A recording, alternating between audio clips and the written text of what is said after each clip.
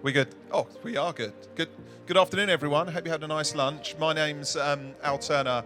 I'm working with IBTM to curate this stage of content over the next 3 days. For those that have come in this morning that maybe didn't see some of the sessions this morning, the theme for this stage is all about tech for good. So tech doing good things for business, doing good things for brands, doing good things for the planet. And we're looking at sort of three different content streams for each of our 3 days. The first one is near, i.e. things that are happening right now. The second one is now.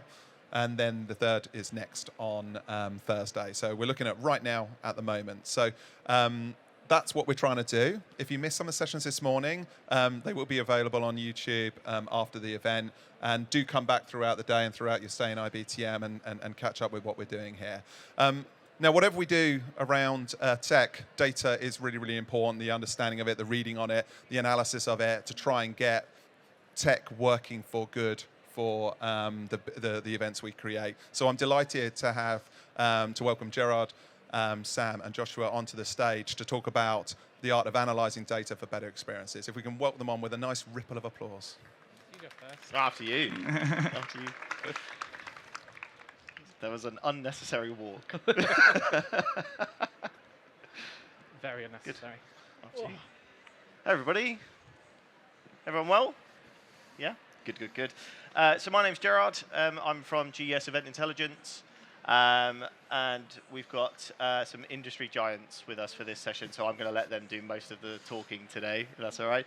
Sam, I'll start with you. Do you want to introduce yourself? I'm Sam. I am the Head of Marketing and Intelligence at EasyFairs.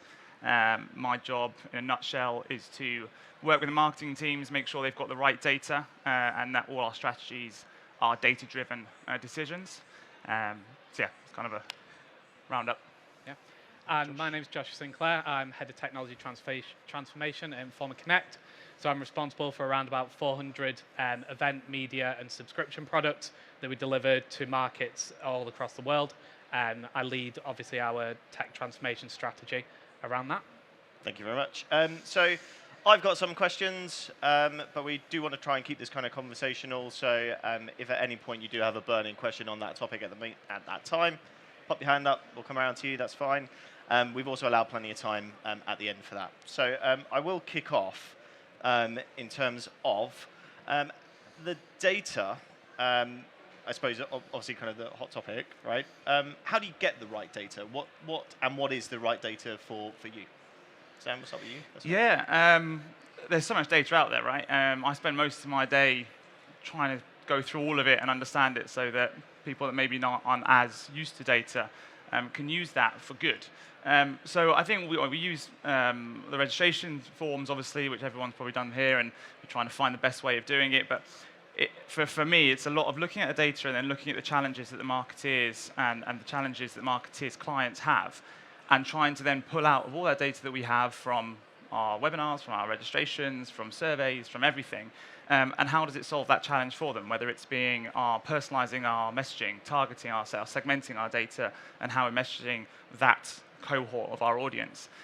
So a lot of it will start with that registration kind of form, and then from there we're trying to then link up our other points of entry to then report back in dashboards, and sometimes dashboards are confusing, which I'm sure we'll get onto in a little bit later.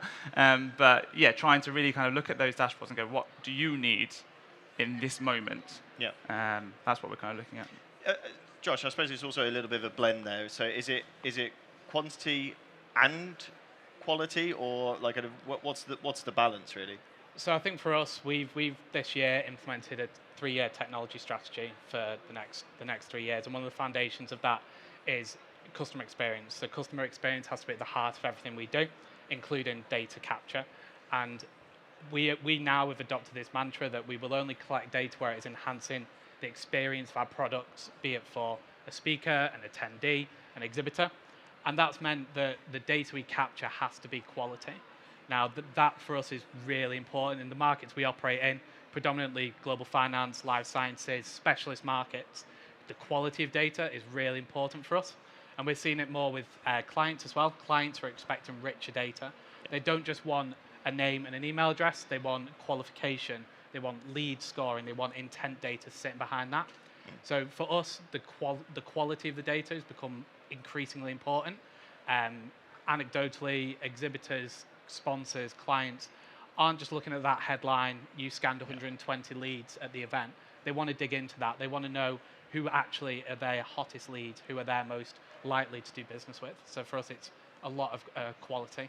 I suppose the quality, though, isn't always necessarily in your control, and that's actually something I'm quite keen to explore as well. So, if you mentioned about exhibitors just then, and even just around the show today, you've got exhibitors with lead capture. You may have had your badge scanned by someone today, right? But that data insight that you would get as an organizer, it's very reliant on a third party almost providing quality insight for you. So how do you go about that educational piece? What's the guidelines there? So I think our first step this year, we've seen our work with lead capture almost treble across the board. We've seen adoption with exhibitors in these markets generally go from about 50% up to about 80%. We're seeing the amount of leads captured doubling and in some cases trebling. And a lot of that is down to internal knowledge and understanding of the tools. I think one of the biggest problems we've had in the past is that our own colleagues didn't know about the tools. So what we've done working with our partners, our event intelligence partners and our app partners, is really to empower our own internal colleagues to understand the tools that are there for our exhibitors to use. And that has meant that when they're walking around and they've got a problem and they grab a salesperson or they grab a marketing person, that person understands the tools and can fix it there on the spot rather than just go to that app Let me desk send you over to... That's 20 minutes walk away, at which point you're going to have to queue, and then you've lost the foot traffic of the break in the better customer experience, though, isn't it? Yeah. So it's all about that. So a lot of it has been educating our internal teams to really understand the power of the tools at their disposal, and then giving them the ability to then drive insights through that, which I'm sure we'll come on to very shortly. That's a very nice segue. So, Sam, I'm going to come to you on that as well, actually, just kind of talking about that educational piece. So, EasyFair's moving a lot into the NFC touchpoint basis and almost empowering visitors with that. What are some steps that you are taking as maybe EasyFair as a business to maximise adoption? Yeah, jumping off what Josh said, I think, yes, he's completely right. It's educating internally, but I think also from exhibitors and visitors, they're learning as well. And I think it's since digital transformation and all the keywords that we've been using, pivoting during COVID times and all that kind of stuff you've heard 1,000 times. But I think it has taken effect where visitors are starting to understand how the technology works anyway. Yeah. So yeah, absolutely. I echo what Josh is saying. We've done exactly the same thing, training our sales team, training our marketing team, training our ops team, everybody who's on site, even the interns, hostesses, etc.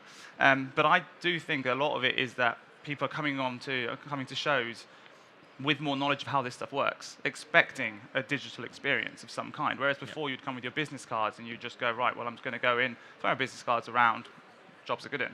I think people are coming in a lot more, so it's easier to explain that. However, it still needs to be simplified because what we understand is very simple technology doesn't actually come across that way. So one of the things we're doing is a lot more like a concierge approach. So when we're doing like our conversion calls or our messaging, it's looking at it much more of a concierge of what are your needs? What's the point of going to a show? I mean, we know that when you come to a show much like this, you have one or two reasons, your main reasons to go, and then while you're there, you'll go and visit other things. So you're seeing people going and doing that one thing, but you need to kind of educate them as well that they are going to be touching, and then by doing that, they don't have to worry about bringing business cards, etc. And they have a very easy business case and ROI as to why they've come to a show, for example. I guess if you've got like your boss asking you after you came to a show, like, what did you learn? What did you get from that? Yeah. The NFC, the touches, etc., the summary or email at the end where you get all of your touches and where you came from, the links to exhibitors, etc., is a really easy business case to show, well, this is what I got out of it. So it's explaining that to them at the right time. Just a question on that. So, and thinking about adoption, are you seeing a difference in specific regions or types of events that wildly embrace it? So, like, if we've seen that from our side, tech shows obviously are far quicker. You've got a tech audience; they're invested in that. Do you struggle maybe with other sectors to kind of get them invested? And it doesn't need to necessarily be a sector. Could it be territories? We for instance, see trouble with emerging markets and seeing the value in those products. Maybe Josh, maybe Yeah, I'll come to you I on think it's a really interesting point. We operate in a lot of financial industries and a lot of life sciences industries where the demographic of the audience is generally older, not technophobes necessarily, but less used to engaging with digital tools when they come to an event. And I actually think one of the things that came out of the pandemic is people are just familiar with QR codes now. They're familiar with the need to use your phone and a device as kind of an opportunity to capture data wherever you may be, whether it's downloading a restaurant menu at a table or if it's downloading content at an exhibitor stand when you're at an event. People have become much more familiar with that process, I think. Yeah. That's fair. Anything to add to? Yeah, I think we work on various regions. We've got Spanish office, Italian, French. We're very European as a company, but we see actually that some of the European offices are having an incredible adoption rate. Yeah. And definitely the data clearly shows that actually our Spanish office is extremely good at getting their exhibitors and visitors to use technology. We are also seeing certain industries, well, you said tech, we have some of the more established events that have been running for years, and they're kind of going, well, we've always done it this way, so why would we change?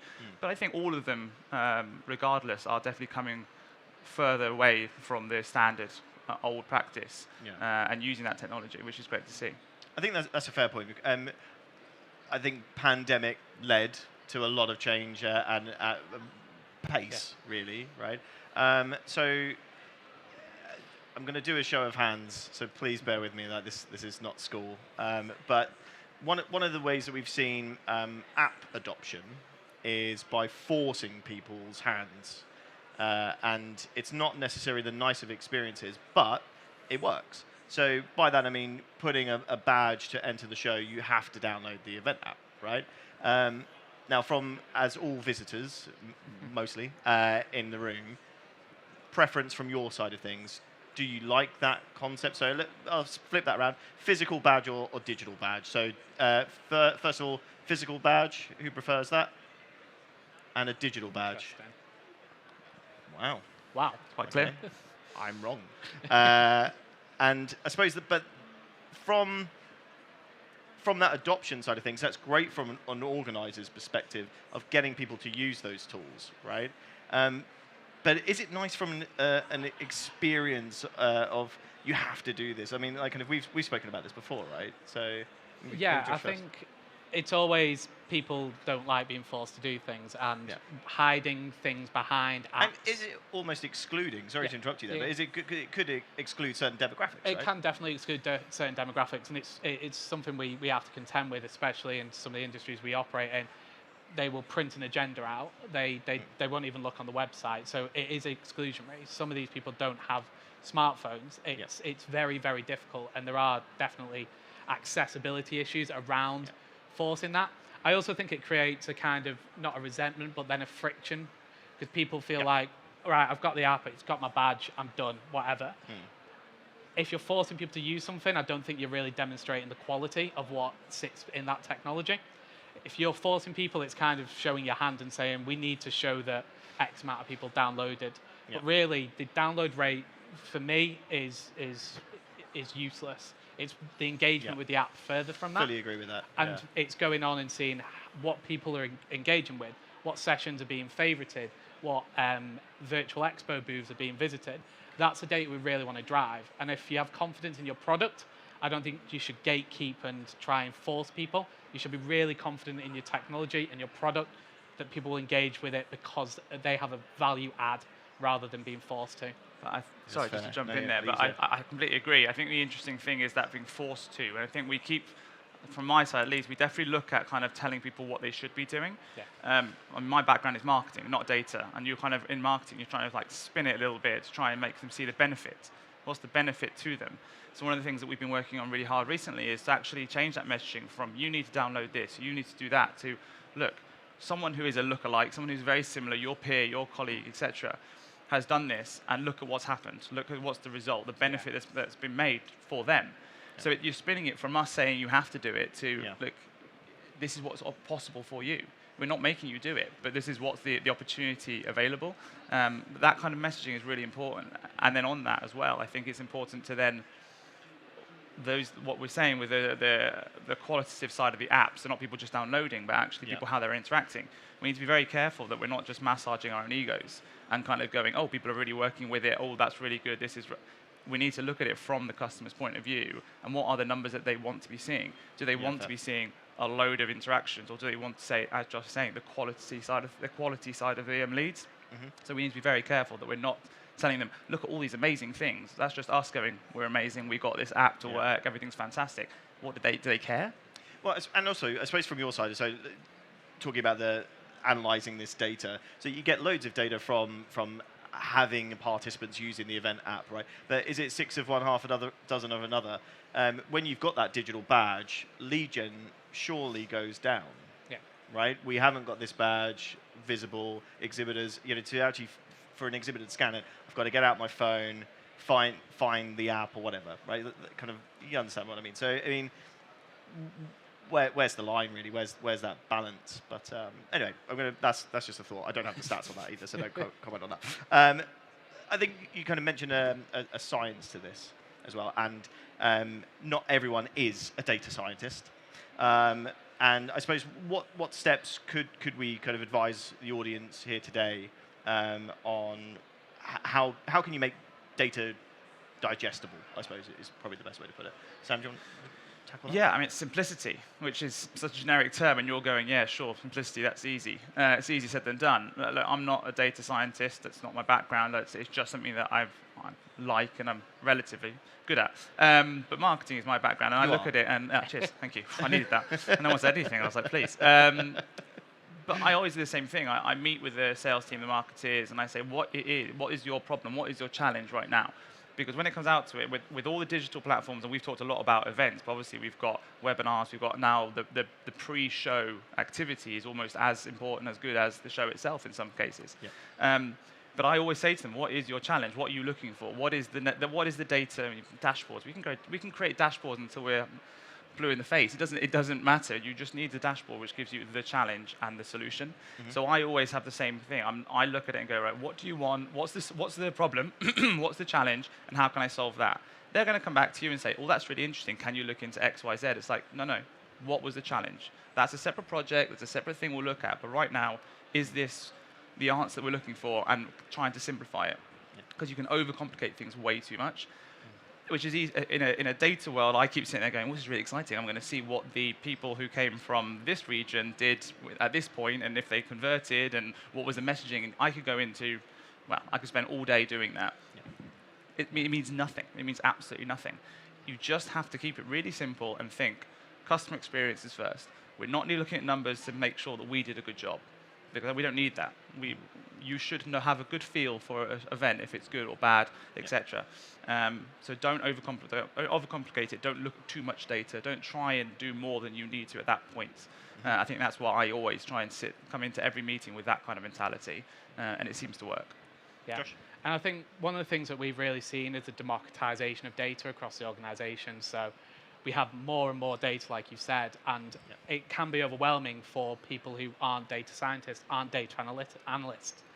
And one of the things that we've really pushed forward in our technology strategy is data-driven decision making, which again sounds like a bit of a buzzword, but we want to be able to say to our internal stakeholders, what are the reports, what are the data points, what are the pieces of information you need to drive better products, to improve the customer experience.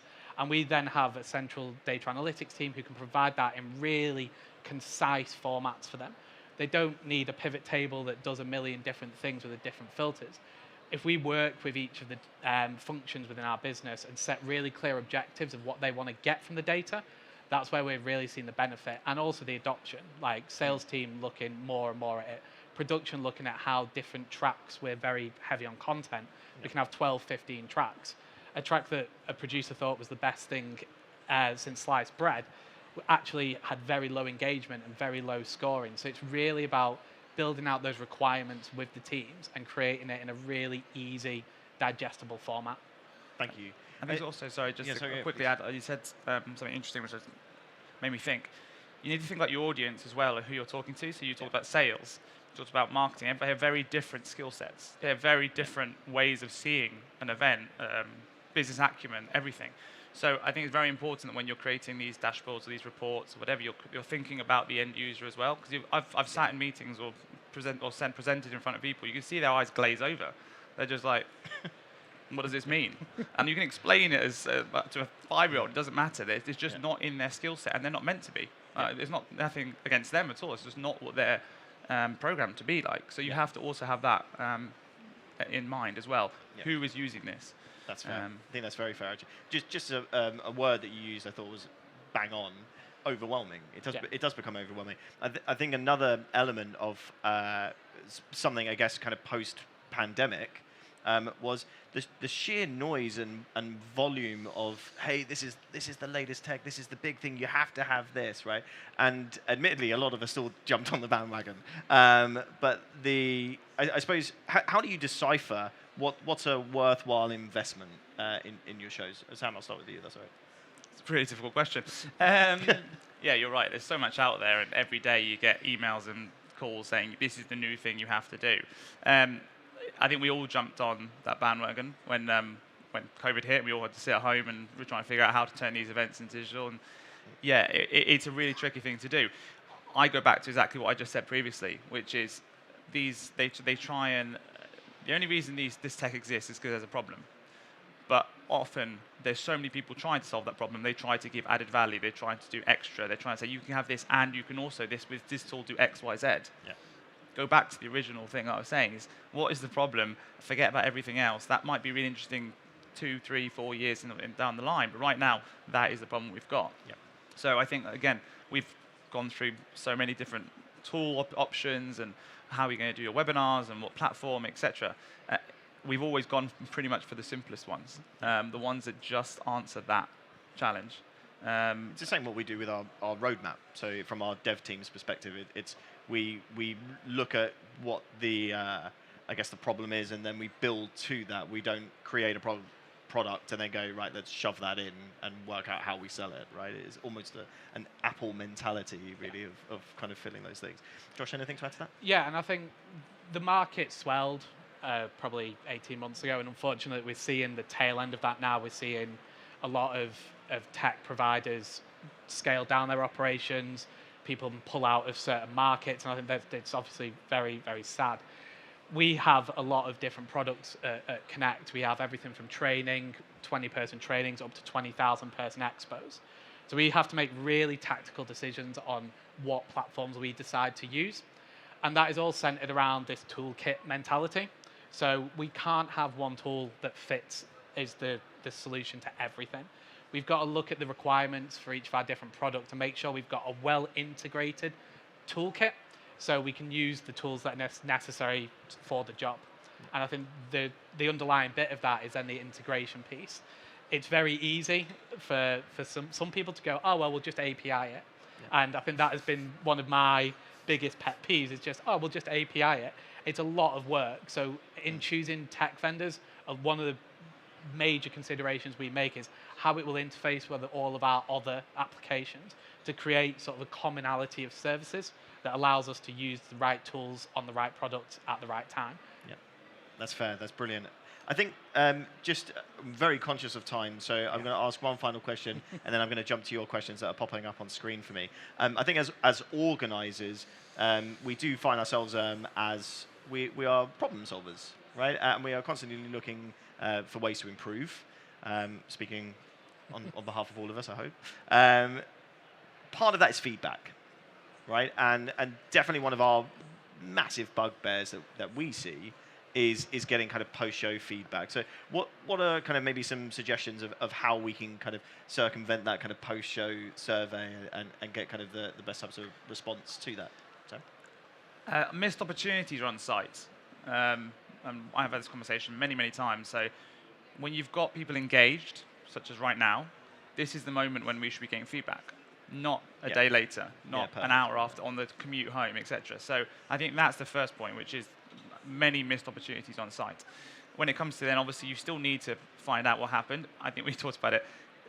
You're more likely to get responses from people who are dissatisfied, unhappy about something. It's just it's our human nature that if you're not happy, you're going to say something. If you're really happy, it's like, oh yeah, I should probably say something. Ah, well. Yeah. So you always have to take that into account as well. One of the things, and that's not answering, that's just more context, sorry. But I think it's a case of we send these surveys, you try and make them as simple and quick as possible, and you've now got all this kind of emotion tech that can tell you just from one word if they're happy or sad, etc. But I think it's following up and having that personal touch. We need to move away from the fact that tech is potentially, in some ways, making us closer and also making us less human and less interactions, such as now. So using that tech to then be able to enable that interaction, which means calling up afterwards. Have that survey. If it's not anonymized, if they leave their details, they say who they are, then give them a call. Yep. Have a conversation. Say, how did you actually feel? Because that's the only way to really feel what the experience was. You can't get that from wording. You can get a good inclination, but true story, you have to talk to someone. That's fair. Yeah, I think definitely grabbing the opportunity on site. Yeah. It's getting answers to questions without asking them, right? Yeah.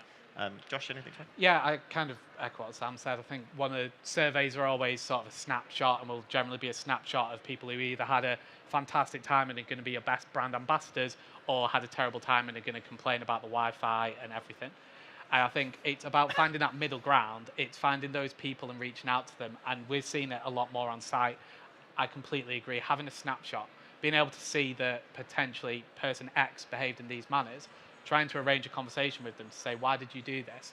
We're seeing a lot more product development based on on-site interactions. Surveys give us sort of scrape the surface, but really we're using data to pinpoint potential opportunities on site, to engage with exhibitors, engage with attendees, to really understand their understanding of our product.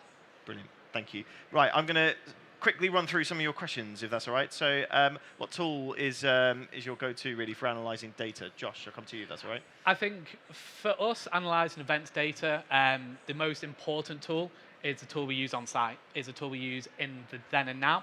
So we use Create with Visit, and we use that for a snapshot of the event taking place live. So we can then see how an exhibit is faring. We can see that they've captured loads of leads, or if they're struggling. And that, to us, has been one of the most powerful tools over the last 18 months, empowering our sales team and our on-site teams to go and have a conversation, rather than waiting 3 days and then going, oh, we didn't use the technology because we didn't understand it. Having that real-time insight into the behaviors allows us to nip that in the bud in the first morning. So for us, the biggest tool is kind of like anything on site that is letting us have that immediate snapshot. Real-time insight. Yeah, exact same for us. Exact same for us. The big difference we've got with adoption is actually, like you said, that real time where you can go to a salesperson, go to that exhibitor. I did it one the other day where I went there and their touchpad was so far down, you basically had to kneel down to be able to touch it. And you're like, come on, it's really simple stuff, which previously we wouldn't even known because they had like one touch in 2 days, and well, a day, and then the second day was better. Yeah, it's an example, a real-time example of how that's made it way better for us. Brilliant. So that kind of tackles that second question, which is amazing. So thank you. Then we've got for virtual. Thank you. This is good. For virtual events, what do you use to assess engagement that really shows people are paying attention to content other than chat, Q&As, emojis? That's a real tricky one. That's a tough question. Yeah. I was looking at all the data for the virtual events when we first launched them, and we did exactly that. Like I was saying earlier, just so much data, and you're like, well, what does this all mean? It's so easy, right? If you're sat there and you've got someone pop up with an email and you've got another second screen and the webinar's there or whatever your virtual event, you're kind of going, oh, yeah, that was kind of interesting. So it's really, really tricky. I think for me, it's about where an individual is clicking. For me, it's not just about the chat, etc., because the chat, it can sometimes be a bit forced. Again, like, please tell us your question, please do this, and you're forcing it. For me, it's a lot about the journey of where they're going. Are they going to the exhibitor, the speaker, and the content? Are they going to multiple areas? For me, that's the engagement side, because they're showing them intent, which probably is not the best answer, but I think that's the best way to look at it, is where they're going. They're not just stopping at one point, leaving it for 20 minutes. Guide the journey, and actually where the event's moving. And finally, we'll just mention the producing reports to show sponsors their hottest leads. What type of data captured to demonstrate this? Josh. Yeah, I think this is a great question. because I think going back to the very start of this conversation, we talked Yeah. around the quality of leads being ever more important. And the two things there is firmographic information and intent scoring. And it's Yeah. something we're really trying to better. And that's being driven essentially by engagement with other products. So we're trying to create this single identity of a person across all of our products. And that allows us to capture and progressively profile them in a way that a one event snapshot didn't before. Yep. So that is really allowing us this single identity, a single sign-on across our media sites, our training courses, our event platforms, is really allowing us to build that single identity that allows us to then build an intent scoring, because we know that they have a purchasing making ability, we know they have a budget, we know that their company operates in these regions. So it's something that in the past we probably had a snapshot and went, there we go. Now we're really looking at how we nurture that experience year round to drive that insight for our customers. Brilliant. Anything to add to that? No, I think they said the data was the sponsors. I think the one thing that comes to mind is we need to think about, again, our people. The sponsor is not a company. It's a person behind that company. Yeah. So what is the data report you're sending to them? How is it going to influence them, their job, their team? I think we get so caught up with the fact that it's a brand, it's the company. You've got to think about people. So those reports that we're doing very similar things. What are you saying to them? How's it going to impact that person? Yeah. And it's the same as how you get them to actually engage and activate them. Talk to them as a person, not as a company, which I think is really helpful. That's great. Thank you. Very quickly, we are out of time, but just a last bit of advice maybe that you could leave. There's a lot of information that we've chucked at people today. Best bit of advice that you could give someone, especially kind of about kind of enhancing experiences. Sam, very briefly.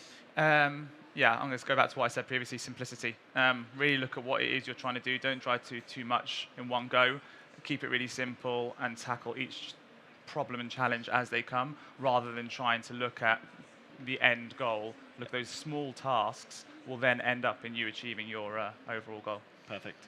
Yeah, and I think mine would be put the customer experience at the heart of every technology decision you make. Don't do something because it looks like what everybody else is doing. Speak to your customers, understand their needs, and build a suite of technology that delivers for that. Yeah. Don't just jump on the bandwagon. Brilliant. Thank you so much to the panel. Thank you very much, everybody, for being here today. Thanks. Thank you. Thank you. Thanks, guys. Wonderful. And